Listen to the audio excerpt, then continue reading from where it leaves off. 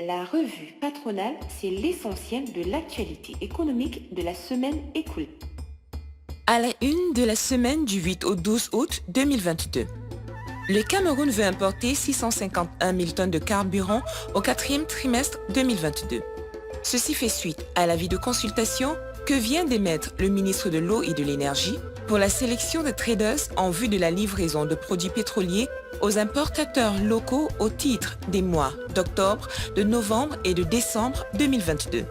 Spécifiquement, il s'agit de 140 000 tonnes métriques de super, 70 000 tonnes métriques de super gasoline, 231 000 tonnes métriques de gasoil, 60 000 tonnes métriques de jet A1 et 30 000 tonnes métriques de fuel 3500. CEMAC BEAC interventions on the money market increased by 70%, with past operations of 469.7 billion in 2020 to reach an average of 662.5 billion as of December 31st, 2021. The review of the stability of the CEMAC financial system for the 2021 financial year indicates that these operations concerned liquidity injection, standing facilities, liquidity injections with long-term maturities, and the refinancing of irrevocable medium-term loans. La fluctuation de l'euro-dollar a augmenté la dette du Cameroun de 420 milliards de francs CFA en un an.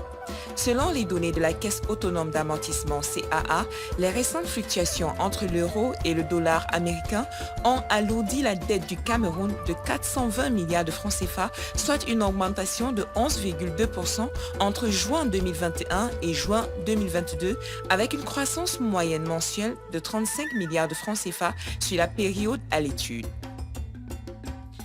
Yango and B Group join forces for better mobility in Cameroon. The two transport companies have signed a memorandum of understanding whose objective is to work on the establishment of an innovative and modern carpooling service for the Cameroonian population with the aim of improving the quality of life in Cameroon. Management updates. La Camerounaise Caroline Ebumbu a été nommée directrice générale de All One, société d'investissement financée par la compagnie pétrolière anglo-néerlandaise Shell. Elle prendra fonction le 1er septembre 2022.